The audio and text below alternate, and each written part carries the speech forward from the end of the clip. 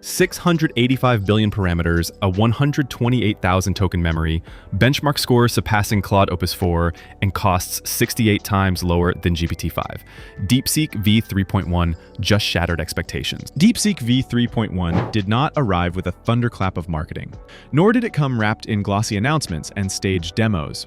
It appeared suddenly, quietly uploaded to Hugging Face, leaving no time for competitors to spin narratives or dilute the moment. Within hours, the sheer scale of what had been released became undeniable. Developers and researchers realized they were looking at an open source model that not only competed with the most advanced proprietary systems, but in some respects outperformed them. The release shook the industry because of the brutal clarity of its numbers. At a benchmark score of 71.6% on the Ada programming test, DeepSeek V3.1 surpassed Claude Opus 4, which until then had held the top position. This was no small feat. Claude Opus had been positioned as one of the sharpest, most capable coding models available, yet here was an open system edging ahead, with no fanfare and no billion-dollar marketing machine behind it.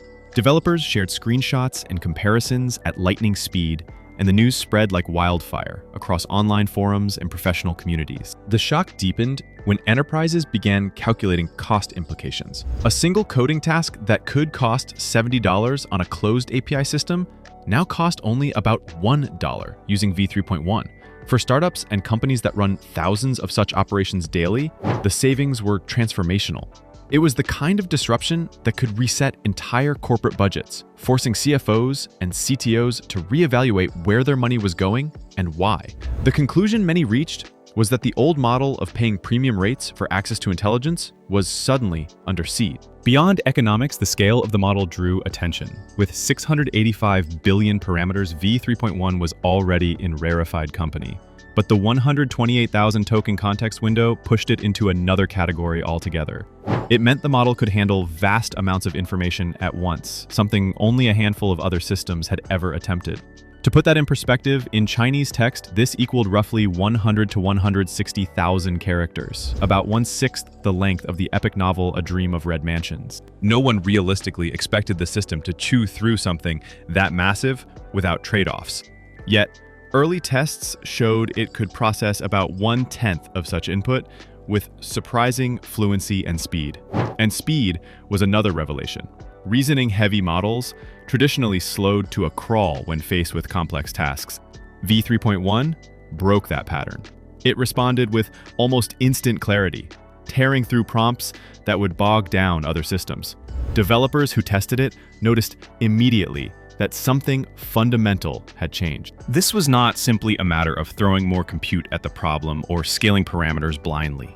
It was optimization at the architectural level, a new way of balancing reasoning, coding, and conversation without forcing compromises. DeepSeek called this innovation a hybrid architecture.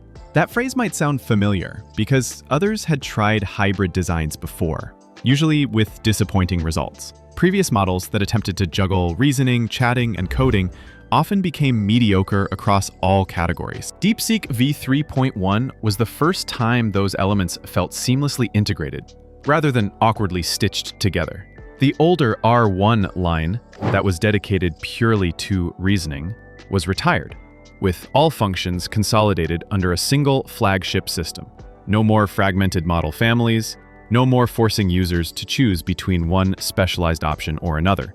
Everything was unified into one dominant framework. Researchers digging deeper into the model uncovered something even more intriguing. Hidden within the system were 4 tokens that had not been publicly highlighted. 2 of them, Search Begin and Search End, appeared to enable real-time web search. The other 2, Think and End Think, hinted at the ability for the system to perform private internal reasoning before delivering an answer. In other words, V3.1 could pause to deliberate silently, then return a considered response, and if connected, it could even reach out to the internet for real-time updates. For the open source world, this was an unprecedented revelation. It suggested that features people had been waiting years to see were already here, quietly embedded in a free model. The excitement was not just theoretical. Benchmark after benchmark confirmed the capabilities. On SVGbench, which measures visual and structural reasoning, V3.1 came in just behind GPT 4.1 Mini, while leaving its own predecessor, DeepSeek R1, far behind. On MMLU, the gold standard test of general language understanding, it held its ground against GPT-5. GPT-5 still maintained an edge in specialized tasks like graduate-level question answering and advanced software engineering. But the very fact that an open-source system had come this close was astonishing, even in logical comparisons that usually tripped up models, such as differentiating between 9.11 and 9.9. V3.1 proved more reliable, avoiding the classic numerical slip-ups that had plagued previous generations. While performance captured the imagination, cost efficiency dominated headlines. Andrew Christensen, a respected AI researcher, laid out the comparison plainly. 71.6% on Aider, 1 point higher than Claude Opus 4, and 68 times cheaper than GPT-5. These were not abstract numbers that only experts could parse. They were straightforward, practical calculations that business leaders could understand instantly. The model was cheaper, faster, and competitive with the very best. For many, that was the only equation that mattered. The timing of the launch added another layer of drama. OpenAI had just unveiled GPT-5. Anthropic had just released Claude 4. Both were marketed aggressively as premium frontier systems, locked behind expensive API access. DeepSeek chose that exact window to drop V3.1 quietly and freely. The symbolism was impossible to ignore. While American companies guarded their cutting-edge models like private treasures, DeepSeek treated theirs as public infrastructure. The message was clear. Advanced AI did not have to live behind paywalls. This philosophy fit neatly within China's broader strategy. The country's 14th five-year plan, published in 2020, had explicitly favored open-source AI as a means of accelerating adoption worldwide. The thinking was simple. By giving away powerful systems, China could encourage global use of its technology, even at the expense of short-term profits.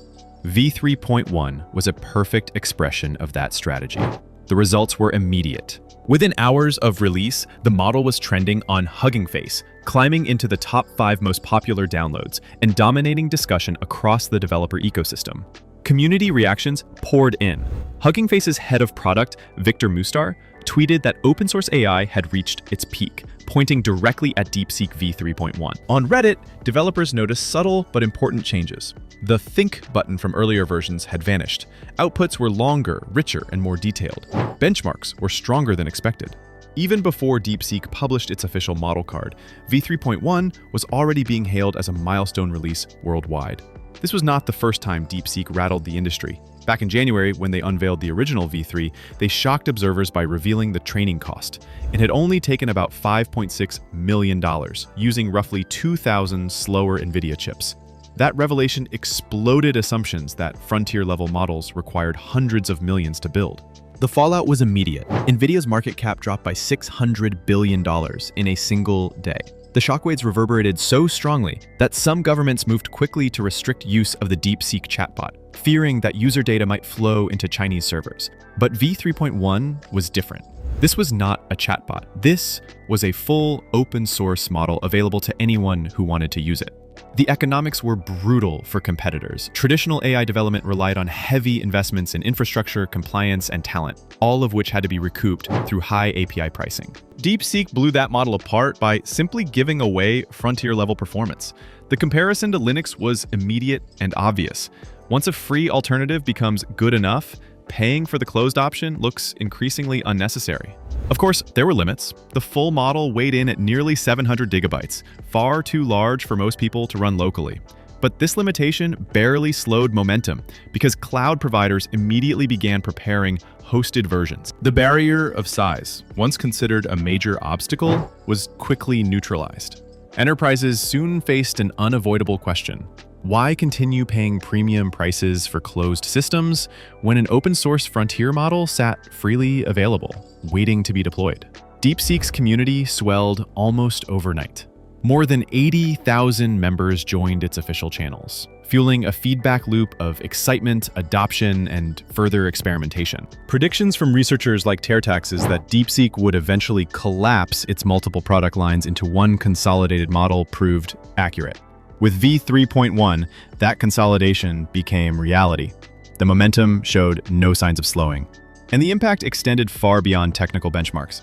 For the first time, smaller teams demonstrated they could compete with frontier systems without pouring hundreds of millions into development. The myth that only the largest American labs could build intelligence at this level began to unravel. Suddenly, countries, startups, and even individual developers had tools within reach that rivaled the most advanced proprietary platforms in the world. For American firms, this meant exclusivity was gone. If open models could match performance while costing a fraction to run, the value of closed systems would need to come from something else: enterprise trust, integrations, or long-term partnerships. There is an irony here that should not be overlooked. For years, the artificial part of artificial intelligence was not the intelligence itself, but the scarcity. Access was restricted by corporate paywalls and geopolitical barriers. DeepSeek V3.2 shattered that illusion. By releasing a frontier-level model openly, it proved that intelligence could be shared freely without artificial scarcity. So when people describe this release as disruptive, it is not exaggeration.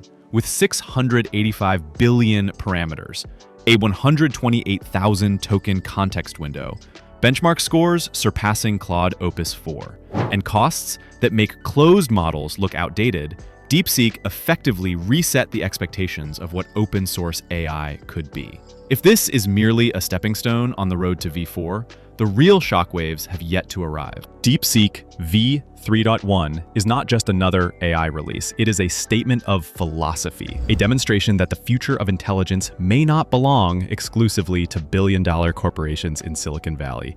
It may belong to open communities, to smaller labs, and to the developers who now hold frontier-level tools in their hands for the very first time. That is why this release feels historic. That is why it matters. DeepSeek did not simply match expectations, it destroyed them. And now, I want to hear from you. Do you believe DeepSeek V3.2 is truly the game changer it appears to be? Will this shift force OpenAI, Anthropic, and others to rethink their strategies?